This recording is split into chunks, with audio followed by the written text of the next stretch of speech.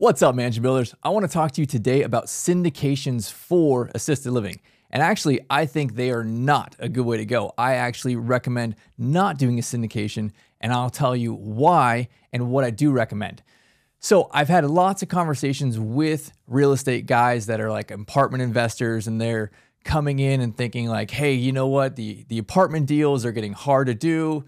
There's not much cash flow. I can't find any deals, but assisted living is booming, right? The baby boomers are here. The marketplace is shifting, and there's a huge opportunity over there. Let me take my current raising money skill sets and let's go do assisted living deals. So people reach out to me and I talk to them about all this stuff all the time. So here's how I guide people, because I think that is not the great way to go, taking that apartment multifamily model or that syndication deal structure model into this space. And I'm always talking people out of it. So here's why.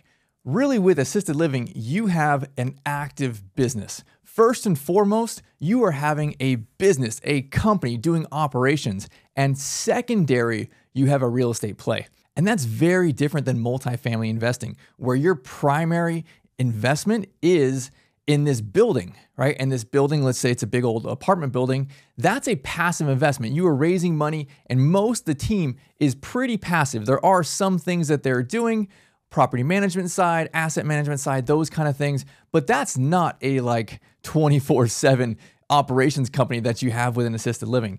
So when you have multifamily, right, you have the passive side of the deal, and then you also have the property management side of the deal. And commonly, that is not your company, right? The syndication people that are part of the deal structure are not doing that property management. You will pay a local property management company, right? That's their active business. Now, when you look at assisted livings and you look at big facilities, right? The 60 beds and 150 beds and those kind of things, it's kind of split. Sometimes they'll do it where they'll own the real estate and have an in-house operations company. And it's actually very common where they do not. They will own the real estate and then they will triple net lease to an operations company. And there'll be lots of different national operations company. That's all they do is their business. They don't own any real estate. They just go around and they rent big facilities and they run those.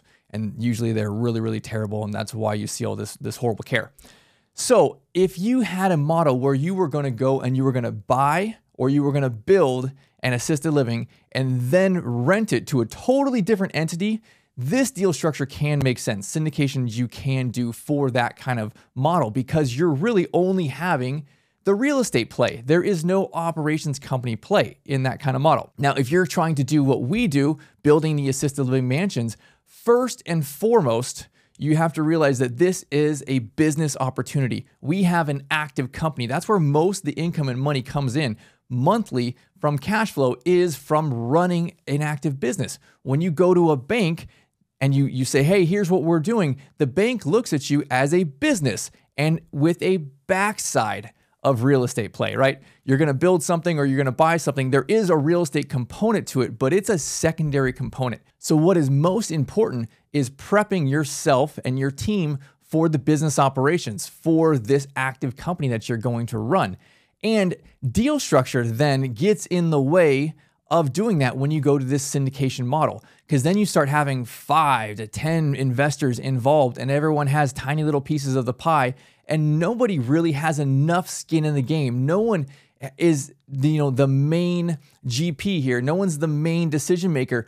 And you really, really need that for this type of business where you're talking end-of-life care, you're talking memory care, there's people dying, it's open 24 hours a day, every day on Christmas it's open. You need somebody who's going to have a big reward because there's potentially a big risk there, a time risk. And somebody has to be the head of that, be the CEO of that, run this active business. And if you've structured it in a way where the main partner just has, 15 or 20 or 25% equity ownership and cash flow, that's really not big enough of a win. How do you get them to show up on Christmas if they have to? What happens if you have to fire your manager or your manager quits and you now have to step in? This is not a passive real estate play, right? You can totally do that with apartments. You can buy these all over the country, do syndications, and that's just fine. That'll work fine because you're going to hire a local property manager.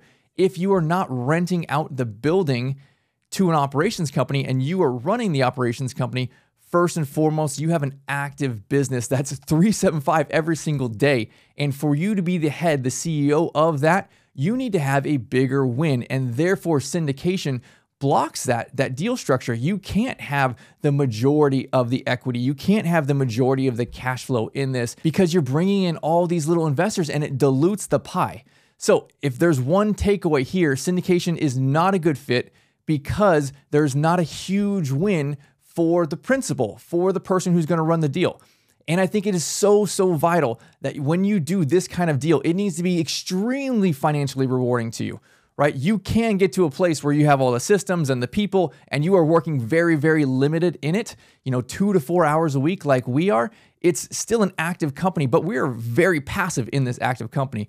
But nonetheless, if crap blew up, if COVID part 2 came, right, when there's hurricanes and all sorts of stuff, you or myself as the owner needs to step up and solve this problem. If your managers quit, you are on the line, right? And so with that, risk of time and effort should become a proportionate financial reward. Now, I would add to that, sometimes I see other deal structures that may not be incentivizing the main partner as much, and it's not a syndication. You might see 3 or 5 people, friends or business acquaintances come together and each say do 25% equity on a deal like this. And you may have one person who lives in that market and who's going to be running it, and the other 3 people who live close by or live somewhere else in the country, but they are putting up 25% of the equity, the money for the down payment. And it's actually a really bad deal structure for the person who's the local person, the person who's going to be heading this thing up.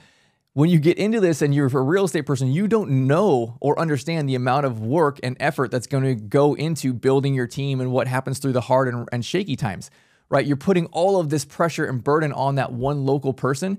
And if it's split evenly, or even if they get a little extra shake, it's not enough, right? I am a proponent that you should have less people in the deal, just the right amount. Everyone who is sitting in the right seat. Perhaps you have the passive investor, you have the active person who's running it, and maybe you have, the real estate person who's putting the deal together.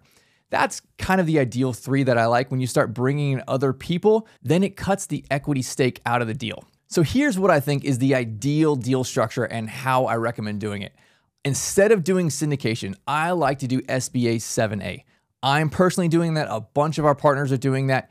And the key reason why is because SBA 7A will fund the majority of all the money. They'll fund 80 to 90% of all of the capital on the real estate side and on the operations side and on all the safety net, worst case scenario kind of side. They're going to fund most of this money. So you need a small amount of down payment, right? If you're doing a deal like us and it's a $3 million total deal with real estate, operations costs, and safety net money in there, then you probably need somewhere between $300,000 and $500,000. So if you only need a couple $100,000 to do a huge deal like this, it allows you, if you are going to be the person putting it together, to have the lion's shake of the equity, right? We're talking 70, 80, 90% of the equity. You can have that much of it. And if you're going to be running it and you're going to have that responsibility, there's literally going to be people dying, right? And falling in the middle of the night and calling EMS, and you have 20 to 30-year-old caregivers that are scared and nervous and they don't know what to do and they're calling you. We had someone passing just like 2 days ago, and our manager said that she got a call every 10 minutes for the entire night as this person was slowly, passing away. There's a lot of stuff that goes into this business, right? There is a huge financial reward, and it needs to be a huge financial reward. So if you use a loan product like the SBA and you're able to leverage that and use most of the capital in the loan section, then you don't need that much in the equity section, right? You don't have to go and start splitting this up and saying you get 25 and I get 25 and those 2 people over there get 25% equity. You could say, hey, you know what? I'm going to go raise this investor over here and they're going to get 10% or 15% or 19%, right? I like to keep them under 20% so they don't have to personally guarantee. If you had to raise 400,000, you could find 2 investors that are each in the 10, 15, 19% equity position on the real estate side and or on the operations side. You do not have to keep them the same, right? The bank is only interested in who is equity position on the real estate side. They don't necessarily care on the operations company side. So you could give them higher or lower on the operations side to create a win-win. But when it comes down to it, when you have the cash flow every single month, or you're splitting, yearly at the end of the year, you are going to be taking 70, 80, 90% of that cash flow, right? We're talking where you make $40,000+ a month very, very consistently in our mansion model, right? So therefore you're taking 30, 35 grand a month home. That is worth it, right? There are hard things in this business, and there's honestly kind of waves where there's a bunch of easy times and you have great staff and it's smooth, and then you lose some of your great staff, or the great resignation happens, or COVID. Those were hard times, right? There's kind of ups and downs in every business. And so the financial reward needs to be there through the hard times. And if you're bringing home 30 to 35 grand a month just on the cash flow side, that's completely worth it, at least to me, right? And that's just on one mansion. And then you go and you cash out, refinance, and you build number two, right? And a lot of times when you're doing this model, you have enough equity in the first one to not need any capital to build the second one. And then you keep rinsing and repeating like we're doing. We're building our neighborhood. We'll have 5 mansions and get to multiple 7 figures a year in cash flow just on the operations side to Laura and myself personally. That's without the real estate play, right? Then you have the real estate play, and there's millions of dollars in equity in each of the mansions. When you build new construction, you're building in the equity. So it allows you to have that huge financial reward on the backside when you decide to sell, right? For us, we built one a few years ago before COVID, and now we're building 2 more. We'll wait about 2 years. We'll cash out, refinance. We'll build the next 2 on our neighborhood. And then somewhere between 5 and 10 years from now, may be the right time for us to exit, and we'll sell to some, big REIT or corporate company or somebody like that for a massive play on the real estate side. We're making crazy great money on the cash flow every single month. And then we have this big play on the real estate side.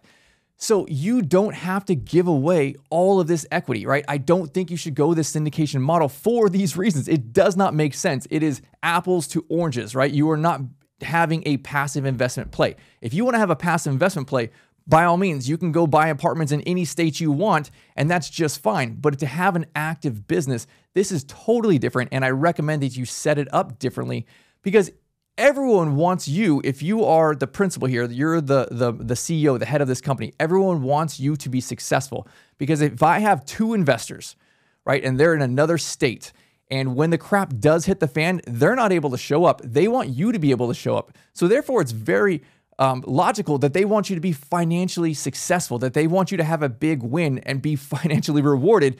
Because honestly, you're covering the whole team's butt. You're covering the bank's butt on the loan. You're covering your investors' butt by you showing up during those hard times. And there's going to be hard seasons and there's going to be easy seasons. And I think it's very, very reasonable to offer and frame it in this way when you're talking to investors. Hey, you know what? You are going to be on this side over here, and you're going to be passive, and you're going to get a great cash-on-cash return. But my financial reward is due to my time and due to this as being an active business. Reframe it. This is not an apartment deal. This is not a real estate deal. It's an active company, and the secondary deal is a real estate deal, right? That'll be in 5 or 10 years when we go to sell or we'll cash out, refinance, I'll buy you out. But that's why you can frame it in this way and say, this is why I have to have this much equity. I need to be in this 70, 80% equity position, because this is not a real estate deal, right? This is an active company that comes with a real estate deal.